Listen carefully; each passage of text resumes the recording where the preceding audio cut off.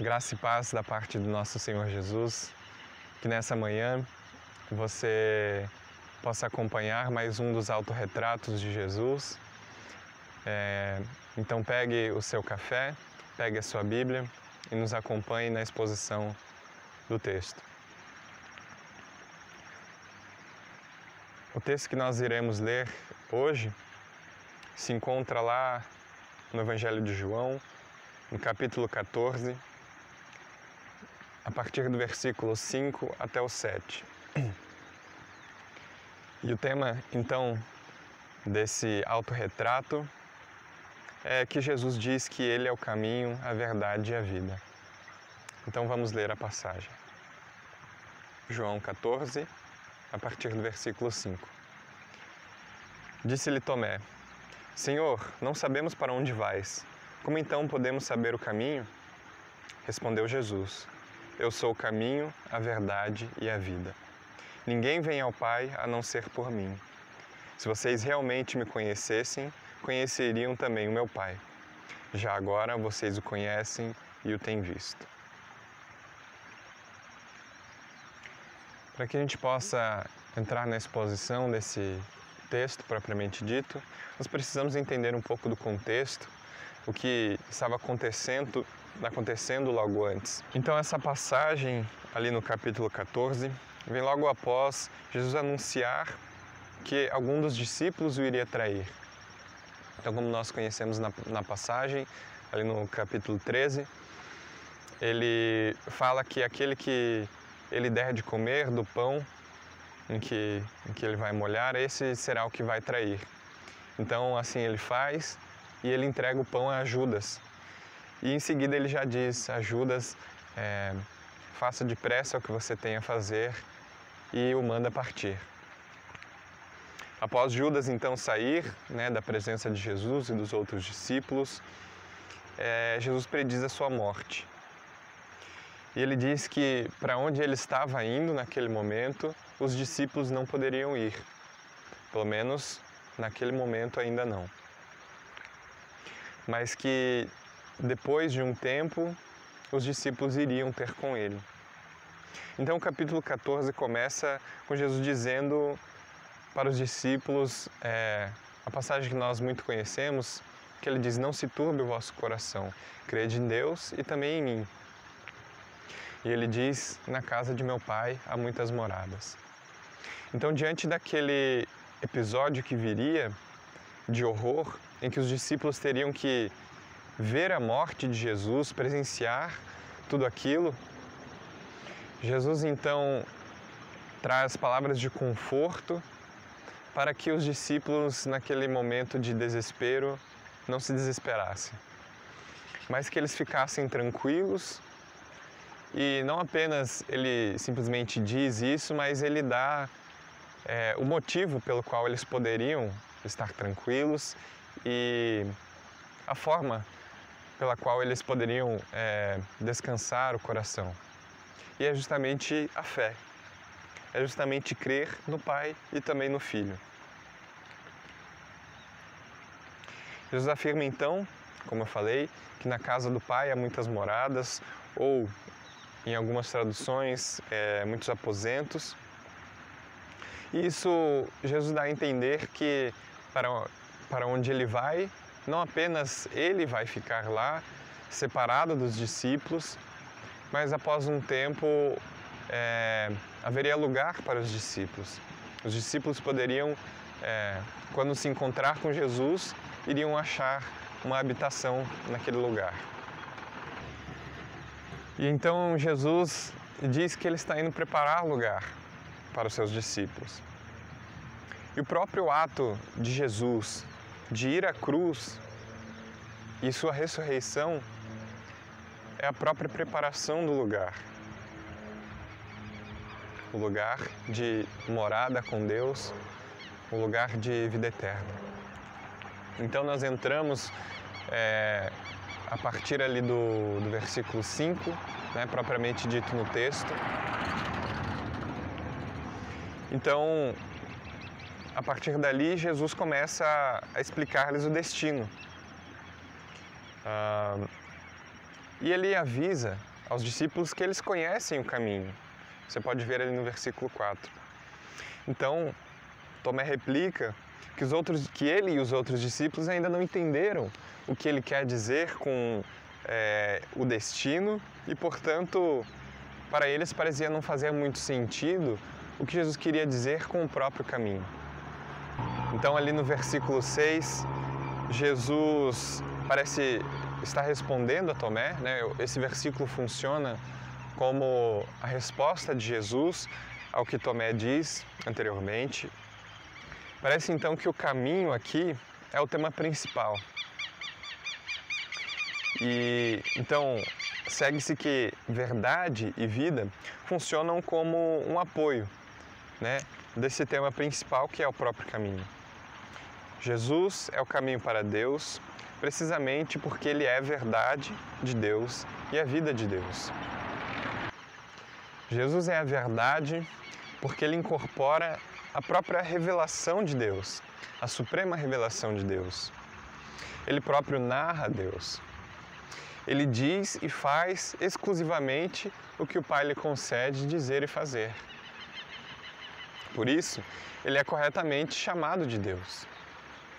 Ele é a graciosa autorrevelação de Deus, a sua palavra posta em carne. Além disso, Jesus é também a vida. Aquele que tem a vida em si mesmo, como nós vemos no próprio Evangelho de João, lá no capítulo 5 e versículo 26. Ele é a ressurreição e a vida, assim como nós vemos no capítulo 11, versículo 25. Ele é o verdadeiro Deus e a vida eterna. Nesse contexto, Jesus, então, não só abre um caminho, ordenando que os outros tomem o mesmo caminho que ele tomou, de maneira passiva, mas, na verdade, ele próprio é o caminho que leva até a Deus. Quando nós vemos lá em Mateus 27, no versículo 51, que o véu do templo se rasga em dois, isso não nos deve pensar que o caminho para Deus simplesmente foi aberto e podemos acessar de qualquer maneira. Mas isso significa, o rasgar do véu, significa o próprio rasgar da carne de Jesus. E com isso, Ele mesmo entra no Santo dos Santos, ou seja, Ele entra na presença de Deus por nós. Assim como nós vemos lá em Hebreus, no capítulo 9, versículos 11 e 12. Diz assim: quando Cristo veio como sumo sacerdote, nos benefícios agora presentes, Ele adentrou o maior e mais perfeito tabernáculo, não feito pelo homem, isto é, não pertencente a esta criação, não por meio de sangue de bodes e novilhos, mas pelo seu próprio sangue. Ele entrou no Santo dos Santos, uma vez por todas, e obteve eterna redenção. Quando Jesus abre o caminho, Ele é o próprio caminho, porque é Ele quem chega a Deus.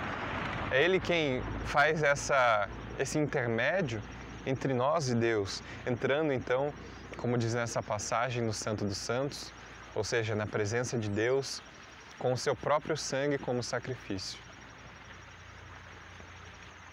Assim, somente por Ele ser a verdade e a vida, que Ele pode ser o caminho até outros chegarem, para que outros cheguem até Deus.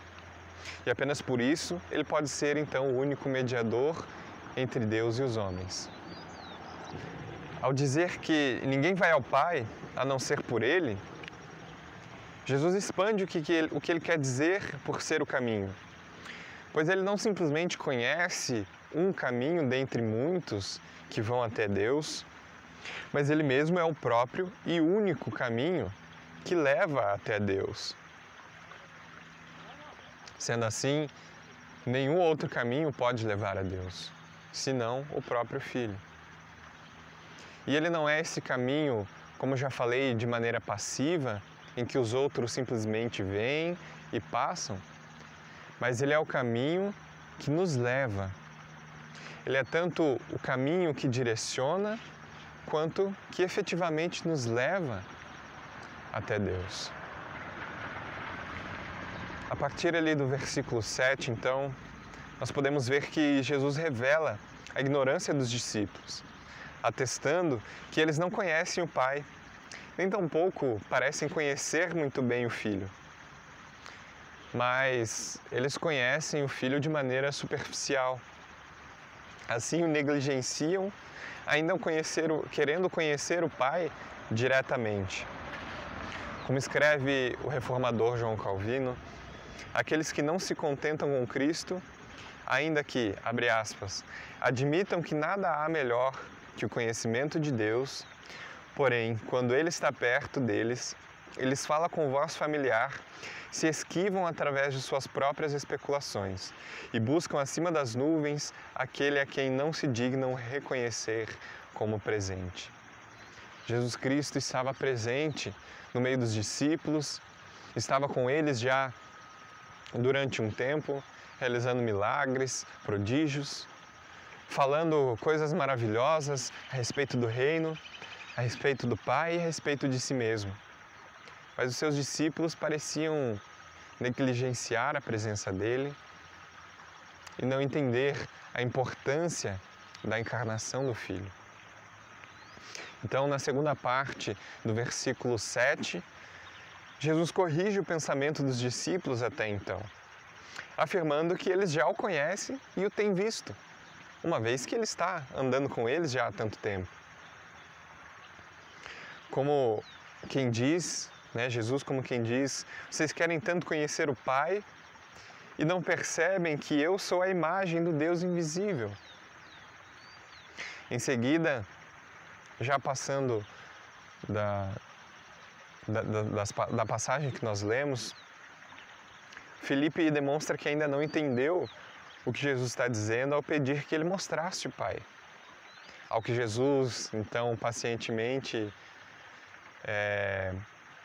mas de maneira que chama muita atenção e talvez de uma maneira bem direta até, diz: você não me conhece? E afirma que quem vê o Filho, vê o Pai. Se você quer ver o Pai, veja o Filho. Jesus chama a atenção para que os discípulos, novamente, eles já conhecem Jesus, pois eles andam com Ele já há um tempo mas apenas possuem um conhecimento limitado dele. E isso pela própria incredulidade deles. E eles não percebem que o que Jesus afirma é verdade, que conhecer o Filho é conhecer o Pai. Diante disso, nós podemos partir para algumas conclusões e algumas coisas que nós podemos aprender desse texto, desse maravilhoso autorretrato de Jesus. O evangelista João já deixou claro em seu prólogo, assim como também nós podemos ver no capítulo 1 e versículo 1 de Hebreus, que por mais mitigada que tenha sido a graciosa autorrevelação de Deus nos tempos antigos, isso é, anterior à encarnação de Jesus, Jesus se faz, neste momento, conhecido de maneira visível, definitiva e gloriosa. Pessoas que se recusam a crer em Deus costumam atacar a fé cristã ao dizer: se Deus for real, se Deus realmente existe, Ele deveria então aparecer para todos, Ele deveria vir à Terra de maneira em que todos pudessem vê-lo e então, obviamente, todos iriam crer nele, não ia ter nenhuma maneira de dizer que ele não existe, não ia ter nenhuma maneira dos ateus falarem Deus não existe, porque todos estariam vendo ele. Porém, o que o descrente não se dá conta é que Deus já fez isso. Ele se revelou no Filho, na encarnação do Deus Filho, ele já se revelou a todos, de maneira visível e definitiva, diante da qual não há dúvidas de que Deus existe e de que Ele veio, andou entre nós. Em Jesus, nós temos a revelação direta do Pai. Nós temos a revelação gloriosa, encarnada do Deus vivo. O que torna essa desculpa do descrente simplesmente mais uma desculpa esfarrapada de um coração que insiste em se manter rebelde para com Deus. Novamente, o reformador João Calvino, ao comentar essa passagem, ele resume dizendo: se alguém desviar-se de Cristo, o mesmo nada fará senão perder-se. Se alguém não descansar nele, o mesmo se alimentará de nada mais senão de vento e vaidade. Se alguém não satisfeito só com ele, deseja ir mais longe, o mesmo achará a morte em vez da vida. Grave muito bem isso. Jesus é o caminho para Deus, porque nossa rebeldia e nossos primeiros pais nos afastou dele, de maneira em que é impossível ao homem voltar a Deus. A morte e ressurreição de Jesus Cristo nos alcança em nosso estado de cegueira e nos coloca no caminho, ou seja, nos coloca nele mesmo, Jesus Cristo. Assim, ele mesmo nos conduz ao Pai. Jesus é a vida porque em nossos primeiros pais a humanidade preferiu acreditar na mentira. Não apenas isso, mas Cristo não apenas traz palavras verdadeiras, mas Ele é a própria verdade e nele não há mentira. Quando os nossos primeiros pais preferiram acreditar na mentira da serpente, nós então nos desviamos e nos separamos do Pai. E Jesus vem com uma verdade revelada para mudar isso. Jesus é a vida porque ao entrar o pecado no mundo, entrou também a morte. Como nós vemos em Gênesis 2, no versículo 17, em que Deus diz: no dia em que dela comer, Ele está falando da fruta, certamente você morrerá. Essa morte, ao que podemos entender pela passagem, pelo que Deus diz, é uma morte espiritual, ao qual Paulo fala, ao qual Paulo se refere lá em Efésios, no versículo 1. Você pode conferir depois na sua Bíblia, em que ele diz lá que desde então a humanidade se encontra morta em seus delitos e pecados. Uma morte espiritual de separação com Deus. Por fim, como nós sabemos, o Evangelho de Jesus Cristo é composto por uma boa e uma má notícia. A má notícia que o Evangelho nos apresenta, o problema que ela nos apresenta, é que nós somos criaturas caídas. Somos criaturas que se desviaram do caminho, são criaturas que foram separadas de Deus pelo seu próprio pecado. Mas é maravilhoso que o Evangelho nos traz também uma boa notícia. E a boa notícia é que justamente essa má notícia é resolvida. Esse problema que nos é apresentado é completamente resolvido em Jesus Cristo. Tudo que nos faltava, tudo que nós precisávamos, nos foi dado por Cristo e com Cristo nós herdamos todas essas coisas. Se nós estávamos separados e distantes de Deus, não poderíamos chegar a Ele de maneira alguma, porque isso é impossível aos homens. Cristo vem e Ele muda essa situação, Ele resolve esse problema, porque voltar a Deus, se aproximar de Deus, é impossível para os homens, mas é possível para Deus. E então, o Deus Filho se encarna para que isso seja possível. Assim, Ele nos coloca nele mesmo, que é o caminho, e apenas nele nós chegamos ao Pai. Essa mensagem é maravilhosa. Essas palavras de Jesus são maravilhosas e nos resta agradecer a Ele, nos resta crer nele, porque nele temos garantido a vida eterna, nele temos garantido o caminho para o Pai. Que Deus abençoe o seu domingo e que Ele esteja conosco durante esse tempo em que Ele nos leva a Deus, em que Ele nos conduz a Deus. Vamos orar. Senhor, nosso Pai, nosso Deus, obrigado pela sua autorrevelação na pessoa de Jesus Cristo. Obrigado porque, diante da revelação do Filho, não nos resta dúvidas que o Senhor existe e que o Senhor é Deus. Não nos resta dúvidas que não apenas o Senhor existe, mas que o Senhor nos encontra, que o Senhor nos ama e que o Senhor recompensa aqueles que o buscam. Obrigado porque Jesus Cristo não apenas nos possibilita um caminho em que teríamos que trilhar pelas nossas próprias forças, mas Jesus é o próprio caminho que pela sua própria força, pelo seu próprio mérito, sendo a cruz, nós podemos chegar ao Pai.